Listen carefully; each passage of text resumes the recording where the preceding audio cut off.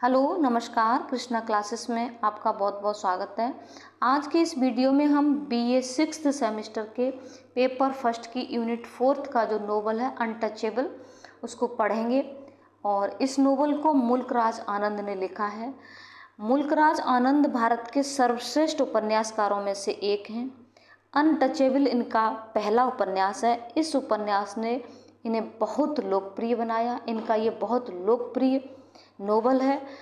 ये नोवेल मुल्कराज आनंद ने तब लिखा था, स्वतंत्रता से पहले, जब भारत में जातिवाद, छुआछूत बहुत एक्सट्रीम लिमिट पर था।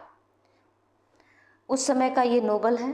तो देखिए, नोवेल पर चलने से पहले हम नोवेल से रिलेटेड कुछ मोस्ट इम्पॉर्टेंट पॉइंट्स हैं जिनकी एग्जाम में आने की 100% पॉसिबिलिटीज़ रहती हैं, वो कुछ पॉइंट्स हम डिस्कस कर लेते हैं। उसके बाद हम नोवेल पर चलते हैं। ठीक है, ये हमें दिख रहा है some important points of novel. First है, Mulk Raj Anand was born in Peshawar on 12 December 1905। Mulk Raj Anand का जन्म पेशावर में 12 दिसंबर 1905 को हुआ था। सेकंड है, he was an Indian writer in English. English के वो इंडियन राइटर थे, भारतीय राइटर हैं वो। थर्ड है, he is notable for his depiction of the lives of poor caste in traditional Indian society. He is notable, वो बहुत notable है। नोटेबल से मतलब बहुत प्रसिद्ध, रोचक है बहुत। फॉर हिज डेपिक्शन, डेपिक्शन होता है चित्रण करना या चित्रांकन करना, of the lives of poor caste traditional Indian society, परंपरागत भारतीय समाज की जो पुअर कास्ट की जो जीवन था उसके डेपिक्शन में, मतलब उनके चित्रण में ये बहुत नोटेबल रहे हैं, बहुत प्रसिद्ध रहे हैं। मतलब भारतीय परंपरागत समाज में जो जाति प्रथा जो एक्सट्रीम लिमिट पर थी, जाति प्रथा जो फैली हुई थी, उसके चित्रण में ये बहुत नोटेबल रहे हैं मुल्कराज आनंद। ठीक है। Untouchable is the first novel of Mulk Raj Anand. Mulk Raj Anand का अनटचेबल पहला नोवेल है, ध्यान रखेंगे इसको। ठीक है। पॉइंट 5 है, Untouchable is the realistic picture of Indian society before independence. Untouchable क्या है? एक रियलिस्टिक पिक्चर है, वास्तविक तस्वीर है, of Indian society, Bharatiya Samaj की, बिफोर इंडिपेंडेंस, स्वतंत्रता से पहले की। जैसा कि मैंने अभी थोड़ी देर पहले बताया था कि मुल्कराज आनंद ने इस नोवेल को उस समय लिखा था, स्वतंत्रता से पहले, जब भारत में छुआछूत बहुत एक्सट्रीम लिमिट पर था, और उसकी भारतीय समाज की रियलिस्टिक पिक्चर को उन्होंने खींचा है। नेक्स्ट पॉइंट है, the main theme of the novel untouchable is caste system in India. ध्यान रखेंगे, देखो 2 पॉइंट मैंने थीम के दिए हैं यहाँ पर, एक 6 और 7। यहाँ बात आती है मेन थीम की। ठीक है, the main theme of the novel, novel की जो मेन थीम है वो क्या है अनटचेबल की? Caste system in India, Bharat में जाति प्रथा। ठीक है। इसके अलावा ये है the common theme of the novel, novel की जो कॉमन थीम है वो है रिलीजियस बिगॉटरी। ठीक है, धार्मिक कट्टरता, हिपोक्रेसी, हिपोक्रेसी पाखंड, ढोंग या बाहरी दिखावा। ठीक है, जिस तरह से उच्च जाति के लोग अंदर कुछ और होता है, बाहर कुछ और ढोंग करते हैं। जिस तरह से इस नोवेल में, अनटचेबल नोवेल में, पंडित कालीनाथ मंदिर का पुजारी है, उच्च जाति का एक ढोंग रचे हुए है, और लेकिन एक अछूत कन्या से, सोहिनी नाम की अछूत कन्या को टच करके आनंद लेता है, और बाहरी दिखावा ये करता है कि ये हमें ये अछूत लोग, इसने हमें टच कर दिया और हम अपवित्र हो गए। तो ये क्या है? एक रिलीजियस कट्टरता भी है, hypocrisy, feudal system, feudal system मतलब सामंती व्यवस्था, place of women in society, समाज में, भारतीय समाज में जो औरत का क्या स्थान था, मतलब शेड्यूल कास्ट की औरत का क्या स्थान था। इस तरह से सोहिनी के द्वारा, सोहिनी नाम की एक कैरेक्टर है, उसके द्वारा तो भारतीय समाज में शेड्यूल, वो अनटचेबल, अछूत जात की महिला का क्या स्थान है, और लास्ट है हंगर एंड एक्सप्लॉयटेशन, भूख और एक्सप्लॉयटेशन, शोषण। किस तरह से गरीबों का शोषण होता है और किस तरह से उनकी भूख क्या क्या करने पर मजबूर करती है।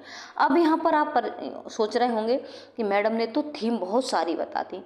देखो आप कई बार पेपर दे चुके होंगे तो देखा होगा आपने कि एक नोवेल की कई थीम होती हैं।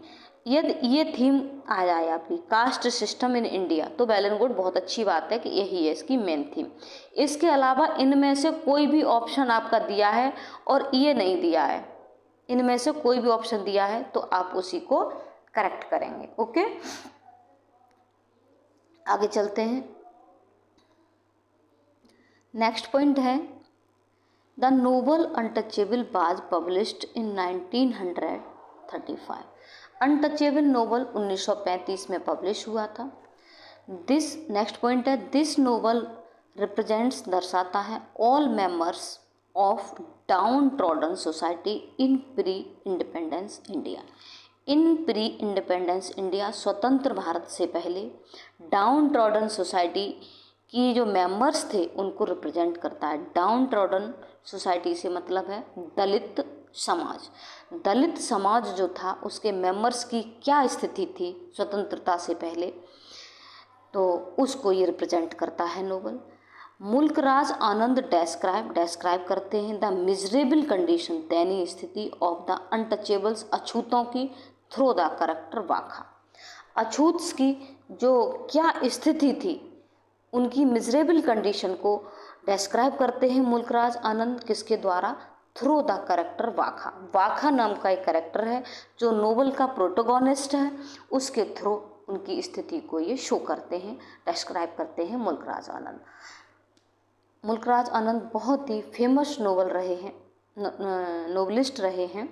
तो चलिए चलते थोड़ा सा पर्चा करेक्टर्स का कर लेते हैं कि मेन करेक्टर्स इसमें पूरे नोवेल में करेक्टर्स कितने हैं और किसका किससे क्या रिलेशन है। ठीक है, तो पहले हम थोड़ा सा पर्चा कर लेते हैं हल्का। ठीक है, तो यहाँ हमें दिख रहा है करेक्टर्स। वाखा, फर्स्ट है वाखा। वाखा कौन है, protagonist of the novel, novel का प्रोटोगोनिस्ट है, हीरो है। और राखा, राखा कौन है, यंगर ब्रदर ऑफ बाखा, बाखा का छोटा भाई। ओके, थर्ड है लाखा, लाखा कौन है, फादर ऑफ बाखा, बाखा का पिता। ठीक है, और फोर्थ है सोहिनी, सोहिनी कौन है, डॉटर ऑफ लाखा, लाखा की बेटी और इन दोनों की बहन, मतलब फिर से देखा। ठीक है, सोहिनी कौन है, डॉटर ऑफ लाखा, लाखा की बेटी है और बाखा और राखा की सिस्टर। ठीक है, गुलाबो, गुलाबो कौन है, mother of Bakha's friend, mother of Bakha's friend, Bakha की फ्रेंड, बाखा का जो फ्रेंड है रामचरण उसकी माँ है। ठीक है, ये सोहिनी से बहुत हेट करती है, बताऊंगी आगे स्टोरी, पहले पर्चा कर लेते हैं। पंडित कालीनाथ, ये टेम्पल प्रीस्ट है, मंदिर का पुजारी है। कॉलोंड हचिंगसन, ये कर्नल हचिंगसन है जो क्रिश्चियन मिशनरी हैं और chief of the solvation Army, Salvation army के चीफ हैं। और ये हवलदार चरत सिंह, ये हवलदार चरत सिंह बहुत अच्छे व्यक्ति हैं और तो ये हैं हवलदार इन द आर्मी, आर्मी में ये हवलदार है। ठीक है, तो हम थोड़ी सी अब हम नोवेल, तो ये बाखा कौन है, बाखा प्रोटोगोनिस्ट है, हीरो है इस नोवेल का।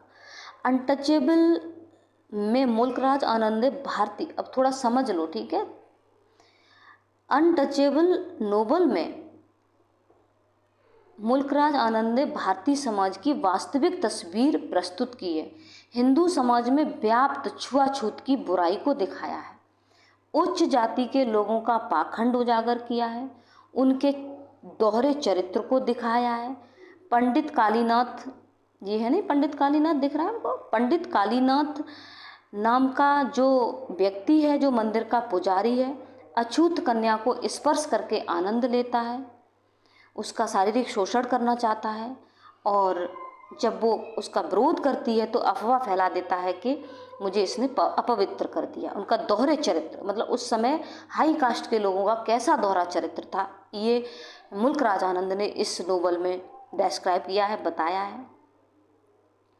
और बाखा जैसे व्यक्ति अछूत, मतलब उससे छू जाता है तो वो ये कहता है कि मैं अपवित्र हो गया। कौन? कालीनाथ जैसा व्यक्ति। बाघा इस उपन्यास का सेंट्रल कैरेक्टर है। ये बाघा कौन है? इस उपन्यास का सेंट्रल कैरेक्टर है। यह पात्र आज़ादी से पूर्व भारत के अछूत दलित वर्ग के लोगों का प्रतिनिधित्व करता है। बाघा का दिन उसके पिता तथा उच्च जाति के लोगों की गाली से शुरू होता है। मतलब बाघा जब जैसे ही उसका दिन स्टार्ट होता है बेचारे का, और तैसे ही उसका दिन गाली गलौज से स्टार्ट होता है, क्योंकि उसका पिता हमेशा उसे गाली दे के बात करता है, उठ सुअर के औलाद, उठ नहीं रहा अभी तक, उठ अभी सो रहा है, उठ और काम पर जा। इसका जो पिता है ना लाखा, ये भी कामचोर है, आलसी है, और ये बहाना बनाता रहता है कि मैं बीमार हूँ। तो बाघा एक लैट्रिन सफाई क्लीनर है, ठीक है, सफाई कर्मी है, मतलब वो लैट्रिन साफ करता है उच्च वर्ग के लोगों की। किसकी? उच्च वर्ग के लोगों की। और वहाँ जो साल्वेशन आर्मी है ना, वो जो छावनी है वहाँ के आर्मी की। वो शरीर से बहुत ताकतवर है और भी मेहनत करने के लिए तैयार है और कुछ भी कर सकता है। देखता है समाज में ये शोषण उसका किस तरह से हो रहा है, लेकिन समाज में व्याप्त इस सिस्टम से वह बच नहीं पाता है। समाज के उच्च वर्ग के द्वारा बाघा को बहुत सारी यातनाएं दी जाती हैं, लेकिन वह बेचारा सब कुछ बर्दाश्त करता है, बहुत परेशान हो जाता है। तो देखिए, तो बाघा क्या है? एक लैट्रिन क्लीनर है। और राखा कौन है? इसका छोटा भाई है। तो ये राखा जो है ये बहुत लापरवाह, बस खेलने निकल जाता है, सुबह से घर से निकल गया, घूमता रहता है। और ये बाघा एक अच्छा लड़का है, समझदार है, पढ़ा लिखा नहीं कि इंटेलिजेंट है, लेकिन वो और भी कुछ करना चाहता है। लेकिन जो समाज में अनटचेबिलिटी फैली हुई है उससे बच नहीं पाता है। वो और भी लोगों को देखता है, उच्च वर्ग के लोगों को देखता है, तो उसको लगता है कि मैं ये करूं, मैं भी ये ड्रेस पहनूं, मैं भी ये कर सकता हूं, लेकिन वो उन चीज़ों से बच नहीं पाता। क्यों? आपने अपने ही समाज में देखा होगा, आप अगर गांव को बिलोंग करते होंगे तो देखा होगा आपने, गांव में बहुत सारी डाउन टॉर्डन सोसाइटी होती हैं, जैसे मेहतर होते हैं, धोबी और भी जातियां होती हैं बहुत सारी, तो उनको किस नज़र से उच्च वर्ग के लोग देखते हैं। तो लाखा पिता हो गया और सोहिनी। तो देखो, जब लाखा जो है, बाघा जो है काम से लौट करके आता है, काम पर जाता है, तो काम पर जाने के बाद बेचारा हारा थका, सुबह सुबह उच्च वर्ग के लोग उसे गाली देते हैं, जैसे लेट पहुंच पाता है, 2 मिनट लेट हो गया, कोई बात हो गई तो उच्च वर्ग के लोग गाली दे के बात करते हैं। और ख़ास तौर से उसका पिता लाखा उससे गाली देकर ही बात करता है, उठ अभी तक सो रहा है सुअर, उठ जल्दी और काम पर जा। ठीक है, तो बेचारा सब कुछ बर्दाश्त करता है। तो काम से लौटकर जब आता है तो उसकी बहन, वो कहता है मुझे बहुत तेज प्यास लग रही है, पानी दे दो। तो उसकी बहन जो सोहिनी, कौन है? उसकी बहन सोहिनी है, वो पानी लेने जाती है। तो कुएं पर जब जाती है तो उस समय सोसाइटी में ये सिस्टम था कि निम्न वर्ग के लोग, अछूत लोग कुएं पर से डायरेक्टली पानी नहीं ले सकते, कुएं से पानी नहीं ले सकते जब तक कोई उच्च वर्ग का व्यक्ति उन्हें पानी आकर अपने हाथ से नहीं देगा, कोई भी व्यक्ति, तब तक वो पानी नहीं ले सकते। ऐसी बहुत सारी महिलाएं वहाँ कुएं पर खड़ी होती हैं, धोबन ओबन और बहुत सारी कास्ट होती हैं, तो ये भी खड़ी होती है सोहिनी। तो भाई को इसके को ये काम पर लौटा होता है बाघा, तो बहुत तेज प्यास लगती है, तो पानी लेने जाती है, देर लग जाती है, लेकिन तैसे ही थोड़ी देर बाद ये सब वेट कर रही होती हैं, तो पंडित कालीनाथ जो मंदिर का पुजारी है वो वहाँ आता है, तो सबको पानी देता है, पानी देता है। सारी महिलाएं चिल्लाती हैं मुझे दे दो, मुझे दे दो, मुझे दे दो, लेकिन सोहिनी जो है चिल्लाती नहीं है। एक समझदार अच्छी लड़की है, सुंदर है, बहुत सुंदर है, लेकिन बहुत देर उसे वहाँ खड़े खड़े हो जाती है, तो उच्च वर्ग के जो यंग पर्सन्स हैं उनकी गलत नज़रों की भी शिकार बनती है। मतलब लोग वैसे अछूत है, लेकिन समाज का पाखंड देखिए कि वैसे अछूत है, लेकिन उसको गलत नज़र से उच्च वर्ग के युवा यंग कैसे उसको गलत नज़र से देखते हैं। तो लेकिन वो संयम बनाए सबकी सुनती है, खड़ी रहती है। लेकिन फिर पंडित कालीनाथ ये देखता है कि ये लड़की चीख चिल्ला रही, तो उससे ये थोड़ा प्रभावित होता है और इससे ये कहता है पंडित कालीनाथ सोइनी से कि हाँ मैं पानी दे देता हूँ, आपको पानी दूंगा, लेकिन मेरी एक शर्त है कि आपको मंदिर साफ करने आना पड़ेगा।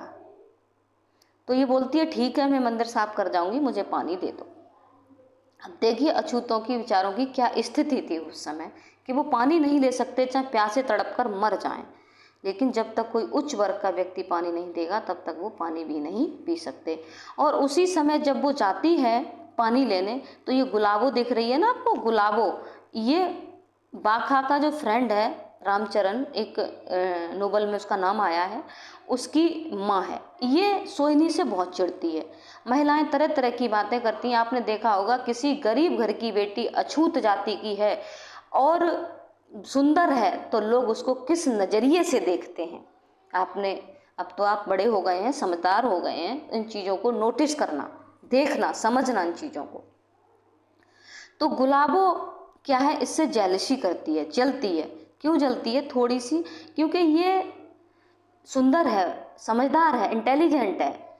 तो अगर एक महिला ये, और ख़ास तौर से ये मतलब इसको लगता है कि जैसे शेड्यूल कास्ट वो अनटचेबल्स होते हैं, अछूत जातियाँ होती हैं, उनमें से ये उच्च स्थान रखती है, धोबन है, इसलिए इसको थोड़ा सा प्राउड भी है कि मैं सीनियर हूँ तुमसे। तो और ये इसकी सुंदरता से चिढ़ती है और तरह तरह की बातें इससे करती है। जब वो पानी के लिए वेट कर रही होती है, अपने भाई के लिए पानी लेने आती है, तो तरह तरह की बातें करती है। लेकिन महिलाएं, और भी महिलाएं उससे जुड़ जाती हैं और इसके बारे में बहुत सारी बातें करती हैं, ऐसी वैसी आप जानते हैं। तो ये लेकिन सब कुछ बर्दाश्त करती हुई खड़ी रहती है, पानी लेकर जाती है।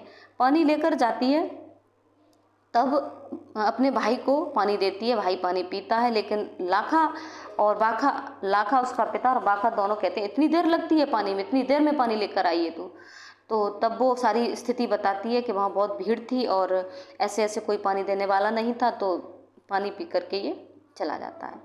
तो बाखा की जो दिन है ना, वो बहुत बेचारा स्ट्रगल करता है, लेकिन उस दयनीय स्थिति से, जो समाज में फैली जो सिस्टम था, उससे बच नहीं पाता है। फिर बाखा एक दिन, ये क्या है कि दो कैरेक्टर की चर्चा और हुई है यहाँ पर, रामचरण और एक छोटा नाम का जो उसका दोस्त है। तो उस ये क्या है कि बाखा फिर वहाँ से पानी पी करके काम पर जाता है। तो जाना तो इसके पिता को था, लेकिन पिता बहाना बना देता है। ये बहुत बहानेबाज और आलसी है लाखा, और हमेशा, और ये कौन है, जमादार है। जितने भी अछूत हैं सफाई कर्मी, उनका जमादार है लाखा, बाखा का पिता, ठीक है। तो ये जो कहता है वो सबको करना होता है, तो ये हमेशा इसको गाली देता फिर भी, लेकिन ये सब कुछ अपने पिता की बात को बर्दाश्त करता हुआ सब कुछ काम करता है, ठीक है, सब कुछ करता है। तो ये बाखा जो है थोड़ा जलेबी खाने का, बीड़ी पीने का शौकीन है। तो जाता है, पानी पीने के बाद जाता है, तो जलेबी वाले की दुकान से जलेबी लेता है, और पनवाड़े की दुकान से, जो होती है ना ये स्टोर होते हैं, स्टॉल होती हैं, उनसे बीड़ी लेता है, बीड़ी खरीदता है। अब देखिए जलेबी वाला क्या करता है, जलेबी तो देता है उसको फेंक करके, और बीड़ी वाला बीड़ी उसको फेंक करके देता है, दूर से फेंक देता है, लेकिन पैसे हाथ में पकड़ लेता है। तो देखिए दोहरा पाखंड, कि मतलब उसको जलेबी दे रहे हो तो फेंक के दे रहे हो, टच ना हो जाए वो, लेकिन वो पैसे जो दे रहा है वो भी तो उसी के हाथ से आए हैं ना, है ना। लेकिन पैसा ले लेते हैं और जलेबी और बीड़ी फेंक करके देते हैं। तो बेचारा वहीं खड़ा खड़ा खा रहा होता है बाखा। तो उसी समय एक उच्च जाति का व्यक्ति वहाँ से भागता हुआ, दौड़ता हुआ जाता है, तो उससे टकरा जाता है। तो लेकिन टकराता वो उच्च जाति का व्यक्ति है, लेकिन बाखा को सब कुछ बर्दाश्त करना पड़ता है। वो चिल्लाता है, चीखता है कि तुमने मुझे अपवित्र कर दिया, तूने मुझे टच क्यों किया, तूने मुझे, मतलब उसे लगा कि मैं अछूत व्यक्ति से छू गया, टच हो गया, तो मैं अपवित्र हो गया। तो वो बाखा के गाल पर थप्पड़ मारता है। बाखा आहत होकर रह जाता है, सोचता है मेरी इसमें कोई गलती नहीं है, मुझे किस बात का थप्पड़, गलती उसकी थी। वो आया और मुझसे ही टकराया और मुझे ही थप्पड़ खाना पड़ा। और वो चाहता तो, उसके मन में पहला विचार वहाँ से भाग जाने का आया, लेकिन इतनी भीड़ इकट्ठी कर दी थी उसने कि वो भाग नहीं सकता था। मतलब उसे लगता था कि मैं बहुत दूर चला जाऊं, इन यातनाओं से छुटकारा पा लूं, लेकिन वो भाग नहीं सकता, यूँ चारों तरफ से घिरा हुआ था। और वो भौतिक रूप से नहीं घिरा था, नैतिक रूप से घिरा हुआ था। वो चाहता तो, इतना स्ट्रांग था, पावरफुल, अच्छा लड़का था, हट्टा कट्टा लड़का था, तो चाहता तो धक्का मार के भीड़ को भाग भी सकता था, लेकिन नहीं, वो नहीं गया। तो वहीं पर फिर होता क्या है कि एक व्यापारी अपनी बग्घी लेकर के आता है, तो वो जा कर के उसको समझाता है, तब जा कर के उसके साथ सहानुभूति दिखाता है, समझाता है कि भाई इसको क्यों मार रहे हो, और तब जा कर के वहाँ सब कुछ समाधान होता है। तो बेचारा बाघा टेंशन से बहुत परेशान, तो उसको मन की शांति के लिए जा कर के, मन की शांति के लिए जा कर के एक मंदिर होता है, मंदिर के पास, कहते हैं ना जब हम चारों तरफ से परेशान हो जाते हैं तो शरण कहाँ की लेते हैं, मंदिर की लेते हैं। तो मंदिर में तो अलाउ नहीं था, तो मंदिर के पास वहीं जा कर के सोचा कि वहीं बैठूंगा और थोड़ा मन को शांति मिलेगी। लेकिन वहाँ भी जब बेचारा जाता है तो वहाँ भी एक नई घटना उसके साथ घटित होती है।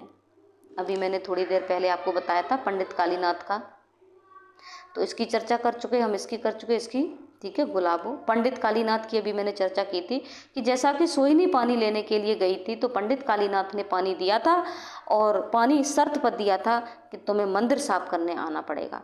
तो उसकी वहाँ पर गलत दृष्टि थी उस सोहिनी पर, क्या थी, कामुक दृष्टि थी उस पर उसकी। तो वो पानी, तो वहाँ जाता है तो सोहिनी उधर मंदिर साफ करने गई होती है, सोहिनी वहाँ मंदिर साफ करने गई होती है। तो वो वहाँ जाकर देखता है कि वहाँ एक और बवाल खड़ा हुआ है। क्या बवाल खड़ा हुआ है कि पंडित कालीनाथ जो है सोहिनी का शारीरिक शोषण करना चाहता है, उसको टच करता है, उसके ब्रेस्ट को दबाता है, लेकिन वो सोहिनी इसका विरोध करती है। सोहिनी इसका विरोध करती है तो वो चिल्लाती है, तो वो उल्टी गलत अफवाह फैला देता है कि इसने मुझे अपवित्र करने की कोशिश की, उसने मुझे अपवित्र कर दिया, उसने मुझे छू लिया, इसने मुझे अपवित्र कर दिया। मतलब खुद ही उसका शोषण करने, देखिए दोहरा पाखंड, समाज को दिखा रहा है कि मैं पंडित हूँ, उच्च जाति का व्यक्ति हूँ, शेड्यूल मेरिट से छू न जाए, लेकिन देखिए अंदर से क्या है और ऊपर से क्या है। मुल्कराज आनंद ने इसी का चित्र खींचा है पूरा। समाज में फैली पाखंड, अछूत, दोहरा पाखंड, उनका दोहरा रूप इसको डेपिक्ट किया है। तो उस लाखा देखता है कि ये, बाखा देखता है ये क्या है, तो सोहिनी समझाती है कि इसमें मेरी कोई गलती नहीं है। सोहिनी वो बाखा समझ जाता है, तो वो कहता है कि कोई बात नहीं। तो पंडित कालीनाथ चिल्ला चिल्ला के लोगों से कहता है, वहाँ भीड़ इकट्ठी कर देता है कि इसने मुझे अपवित्र कर दिया। सोहिनी समझाती है, लेकिन गरीब की और ऊपर से अछूत, उसकी कौन सुनता है। उच्च जाति के लोगों की, उच्च लोगों की, बड़े लोगों की, पैसा वालों की आज भी समाज में सुनी जाती है और तब भी सुनी जाती थी। लेकिन बाखा कहता है तुम घर जाओ, और कोई बात नहीं, तुम घर जाओ, तुम्हारी जगह रोटी मैं मांग लाऊंगा। मतलब रोटी, उस समय ये सिस्टम था कि अछूत लोग रोटी मांग कर खाते थे उच्च जाति के घरों से। तो रोटी मांगने का बोला कि रोटी मैं मांग लाऊंगा, तुम जाओ। तो बेचारा फिर जाता है, तो रोटी मांगने के लिए जाता है, तो बहुत सारी पूरे दिन की घटना से, इन सब टेंशनों से परेशान होकर एक जगह, एक घर के दरवाजे पर जाकर के सो जाता है। मतलब बैठ जाता है, लेट जाता है वहीं पर, तो उसको नींद आ जाती है, गम में, दुख में बहुत अच्छी नींद आती है। तो वो सो जाता है। तो उसी समय देखता है कि उस गांव में एक साधु आता है। तो साधु घर घर से भिक्षा मांगता है, रोटी मांगता है। तो उस घर से, जिस घर के दरवाजे, तो वो जाग जाता है, उसकी आँख खुल जाती है। तो उस घर से वो औरत जो रोटी देने आती है, तो उस साधु को तो बहुत इज्जत से हाथ में रोटी देती है, लेकिन बाखा से कहती है कि तुम्हें रोटी नहीं मिलेगी, अगर तुम्हें रोटी खानी है तो ये पूरी सफाई करो, यहाँ से लेकर वहाँ तक पूरी सफाई करो। तो बाखा तो बेचारा, उसे तो सफाई कर्मी था ही, तो उसे तो सफाई करनी थी, तो उसने पूरी सफाई कर दी, तो उसे तो करना ही है, करके ही खाना है सब तो। लेकिन उसकी सारी सफाई करने के बावजूद भी वो औरत उसको फेंक कर रोटी देती है। जिस तरह से हम कुत्ते को रोटी फेंक करके देते हैं, उसी तरह से उसको फेंक करके रोटी देती है। वो बहुत आहत हो जाता है, कि बहुत परेशान हो जाता है कि मुझे फेंक कर रोटी दे। उच्च वर्ग के लोग अछूत जाति के लोगों को फेंक कर रोटी देते थे। मतलब सब एक जैसे नहीं थे, सब एक जैसे भी नहीं थे। यहाँ पर देखिए पंडित मतलब मुल्कराज आनंद ने कुछ हारमोनी को भी बनाए रखा है। कैसे हारमोनी को बनाए रखा है? हारमोनियस। देखिए जब लाखा को वो व्यक्ति टच कर जाता है तो एक व्यापारी आता है और उसके साथ सहानुभूति दिखाता है और उसको बचाता है भीड़ से। और ये है ना कॉलंड हचिंगसन, ये कौन है? एक बाखा, एक ये क्रिश्चियन मिशनरी, ठीक है। और जो हवलदार चरस सिंह है, ये बहुत अच्छा व्यक्ति है। सब एक जैसे नहीं है, ठीक है। तो हवलदार के घर जाता है ये सफाई करने, लैट्रिन की सफाई करने जाता है। तो जब बहुत बाखा के जीवन में जिस दिन सबसे अधिक अपमान और कष्ट के क्षण आए थे, उसी दिन कुछ सुखद क्षण भी आए थे। वो हवलदार चरस सिंह के घर लैट्रिन साफ करने जाता है, सफाई करने जाता है। तो जो हवलदार चरस सिंह था वो हॉकी प्लेयर था, हॉकी खेलता था। तो वो कहता है, उसको हॉकी उपहार में देता है और बाखा बहुत खुश होता है, वो उसका एहसान मानता है। और चरस सिंह उसे अछूत नहीं मानता और उसके साथ मानवीय व्यवहार करता है। चरस सिंह जो का है उसे चाय भी पिलाता है। ये हवलदार है आर्मी में। और चरस सिंह के हुक्के के लिए जो कोयला आता है वो भी कौन लाता है? ये शेड्यूल, वो अछूत जाति का व्यक्ति बाखा ही लेकर के आता है। तो यहाँ मुल्कराज आनंद ने हारमोनी भी बना के रखी है। और ये कॉलिन हचिंगसन, ये कर्नल हचिंगसन है। हचिंगसन ये कौन है आप समझ लीजिए, क्रिश्चियन मिशनरी। ये क्रिश्चियन है।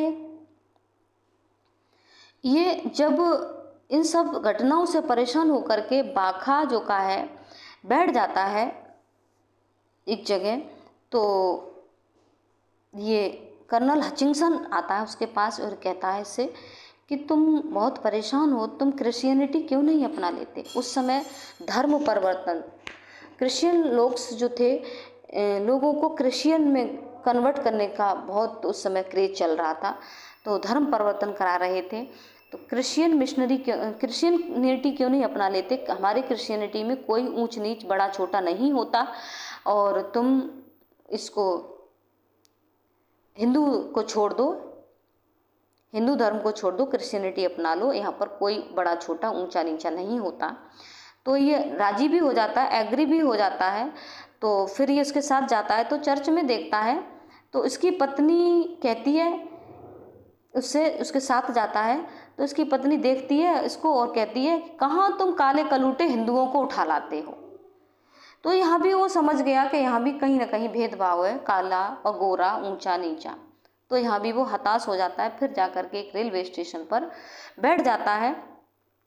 वहाँ पर वो देखता है कि उस समय स्वतंत्रता से पहले की बात है।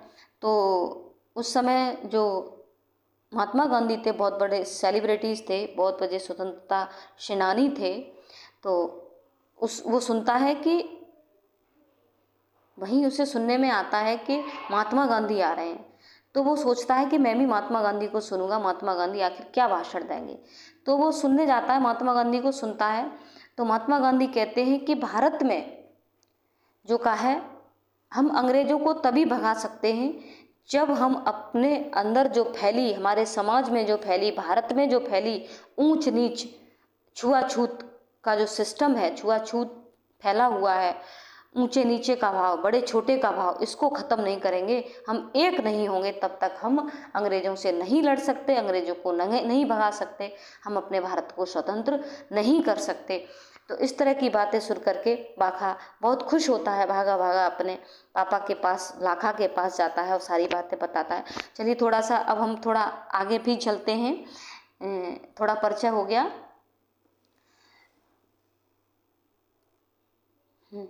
देखेंगे Bakha. Bakha is the protagonist of the novel. Bakha novel का प्रोटोगोनिस्ट है, हीरो है। He is a young boy of 18, वो 18 साल का जवान लड़का है।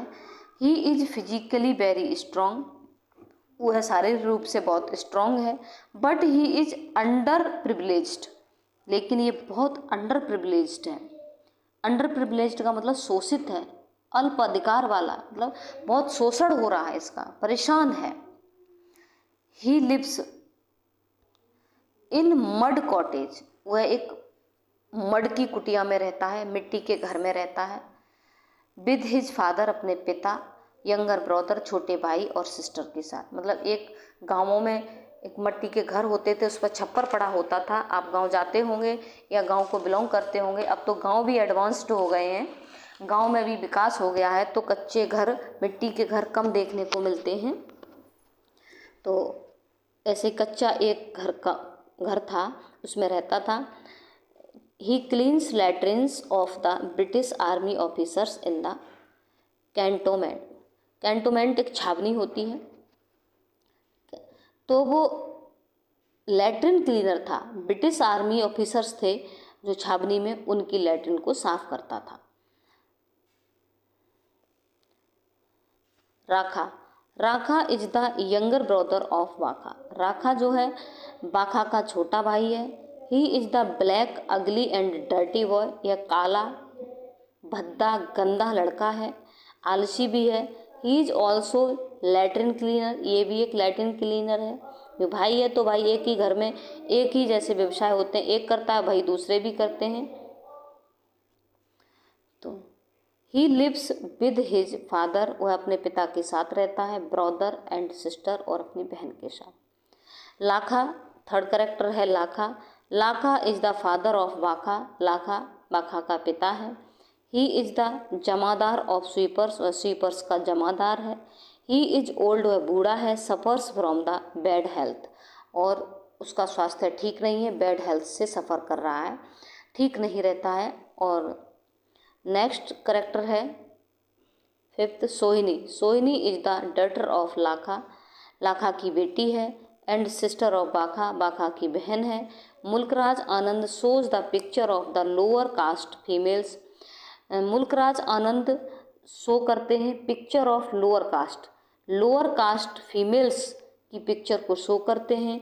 सोहिनी is forced to wait for water. Sohini को फोर्स होना पड़ता है, बाध्य होना पड़ता है वेट करने के लिए, फॉर वाटर, पानी के लिए, फॉर आवर्स, घंटों तक, because she belongs to downtrodden class, क्योंकि वह दलित वर्ग को, दलित समाज को बिलोंग करती है, इसलिए उसे घंटों पानी के लिए वेट करना पड़ता है कुएं पर। She is intelligent and beautiful girl, वह इंटेलिजेंट और ब्यूटीफुल लड़की है। एंड फील्स अनईजी, वह अनईजी फील करती है। When she has to wait, उसे वेट करना पड़ता है, आवर्स, फॉर आवर्स, घंटों तक, फॉर टेकिंग वाटर, पानी लेने के लिए, ऑन वेल, कुएं पर, because hungry eyes of high cast, high cast youths, high cast के जो यूथ्स हैं उनकी जो भूखी आंखें हैं, मतलब भूखी आंखों का मतलब काम वासना की भूखी आंखें टॉर्चर करती हैं हर उसको। मैंने अभी बताया था थोड़ी देर पहले कि वैसे तो हाई कास्ट के लोग हैं, टच ना हो जाएं शेड्यूल से, मतलब उससे अनटचेबल से, अछूत से, लेकिन इसके लिए वो अछूत नहीं है। तो क्या है कि youths torture her. When Pandit Kalinath tries to close to Sohini, जब पंडित कालीनाथ उसके क्लोज आने की कोशिश करता है। सी प्रोटेक्ट्स हर, वह अपने आप को प्रोटेक्ट्स करती है, बचाती है। सो कालीनाथ स्प्रीड र्यूमर्स, इसलिए कालीनाथ ये र्यूमर फैला देता है कि that she has polluted him, उसने उसको पॉल्यूटेट कर दिया, अपवित्र कर दिया। आगे देखेंगे नेक्स्ट करेक्टर है गुलाबो। सी इज मदर ऑफ बाखास फ्रेंड, या बाखास फ्रेंड रामचरण। बाखा का फ्रेंड है रामचरण, उसकी मदर है। सी इज ए जेलस वूमेन, ये जेलसी वाली वूमेन है। ये कुछ महिलाएं इस तरह की होती हैं, किसी की कोई अच्छी चीज़ देख लें या अपने से सुंदर कोई महिला आ जाए या अपने से अच्छी कोई चीज़ कपड़े पहने हो तो उससे उसको जलन हो जाती है। सी हेट्स सोहिनी, वह सोहिनी को हेट करती है। बाखा सिस्टर, जो बाखा की सिस्टर है। She has a superiority complex because, वह एक सुपीरियरिटी का कॉम्प्लेक्स रखती है, उसके अंदर ये कॉम्प्लेक्स डेवलप है सुपीरियरिटी का। She has a high place in the hierarchy. तो इसका मतलब होता है एक जैसे एक सिस्टम होता है ना, दलित एक कहेंगे पदानुक्रम कह लीजिए। हायरार्की का मतलब होता है in the low caste, low caste में जो एक पदानुक्रम होता है कि जिसमें हाई प्लेस स्थान रखती है वो, क्योंकि धोबी जो होते हैं वो शेड्यूल जो उच्च हाई लोगों के यहाँ पर कपड़े धुलने जाते हैं, उनका काम करने जाते हैं। तो हाई कास्ट में लो कास्ट में उसका उच्च स्थान है, इसलिए उसके अंदर सुपीरियरिटी कॉम्प्लेक्स है कि मैं तुमसे श्रेष्ठ हूँ। Colin Hutchinson, colonel Hutchinson, he is Christian missionary, वह क्रिश्चियन मिशनरी है। He is the chief of Salvation Army, Salvation Army का चीफ है। He visits the colony of the outcaste and tries to convert them, ये visits जाता है colonies में of the outcaste की colonies में जाता है और ट्राइज टू कन्वर्ट देम, और उनकी धर्म को कन्वर्ट करने की कोशिश करता है। अभी बताया था मैंने आपको, नोवेल की चर्चा की थी तब बताया था कि ये बाखा के पास भी जाता है कि तुम क्रिश्चियनिटी को क्यों नहीं अपना लेते, क्रिश्चियनिटी में कोई ऊंच नीच बड़ा छोटा नहीं होता। तो हवलदार चरत Singh is a havildar in the army regiment. ठीक है, हवलदार जो है हवलदार चरत सिंह क्या है, आर्मी रेजिमेंट में हवलदार है। ही लिव्स, वह रहता है in the barracks where Bakha serves as a latrine cleaner. देखेंगे समझ में आया होगा। तो चरत सिंह कौन है, एक हवलदार है, किनमें, आर्मी रेजिमेंट में। रेजिमेंट आर्मी रेजिमेंट होते हैं ना, आपने देखा होगा, ग्रुप होता है आर्मी का, कहेंगे कि टुकड़ी, ठीक है, आर्मी की टुकड़ी में हवलदार है। He lives in the barracks में रहता है वह। बैरक्स का मतलब होता है एक भवन होता है, भवन टाइप का मकान जैसा, जैसे टुकड़ी जाती हैं तो एक भवन सा बना लेते हैं वो लोग, उसमें रहता है वो। Where Bakha serves as a latrine cleaner, जहाँ पर बाखा एक लैट्रिन क्लीनर का काम करता है। ही सफ़र्स फ्रॉम पाइल्स, वह पाइल्स से सफ़र कर रहा है। He is a hockey player, वह एक हॉकी प्लेयर है। नेक्स्ट है last, Pandit Kalinath is a temple priest, Pandit Kalinath एक मंदिर का पुजारी है। ही इज ए ग्लूटन, वह पेटू है, खब्बड़ है। ही प्रैक्टिसेस फाल्सहुड, वह फाल्सहुड की प्रैक्टिस करता है। हिपोक्रेसी, पाखंड, ढोंग, बाहरी दिखावा की प्रैक्टिस करता है। He is hypocrisy of the priest, वह एक पुजारी का ढोंग रचे हुए है, पाखंडी है। कि आजकल भी आप देखते होंगे ना, समाज में बहुत सारे पुजारी बाबा हैं, ढोंग है, अंदर से कुछ हैं। देख, बहुत सारे बाबा जेल में पड़े हुए हैं और अंदर कुछ रियलिटी कुछ है। इसी तरह का पंडित कालीनाथ भी था, तो जब उनकी रियलिटी सामने आई तो वो जेल में हैं, तो इसी तरह का पंडित कालीनाथ भी था। तो he is hypocrisy of the priest, वह प्रीस्ट की हिपोक्रेसी में था। हु क्लेम्स, वह दावा करता है, दैट कि सोहिनी पॉल्यूटेड हिम, सोहिनी ने उसको पॉल्यूटेड कर दिया। When he himself pressed her breast, जब वह स्वयं उसके ब्रेस्ट को दबाता है। एंड स्प्रीड र्यूमर्स, और र्यूमर्स को फैला देता है, इस अफवाह को फैला देता है, दैट कि सी पॉल्यूटेड हिम, उसने उसको पॉलिटेट कर दिया। She tries to tell truth, वह सच्चाई को बताने की कोशिश करता है। But no one is ready to believe her, लेकिन कोई भी उस पर बिलीव करने के लिए तैयार नहीं होता है। It is the real picture of the outcast women, ये आउटकास्ट वुमेन की वास्तविक तस्वीर है। इस तरह से ये हमारा अनटचेबल नोवेल कंप्लीट हो जाता है। थैंक यू, बहुत बहुत धन्यवाद आपको।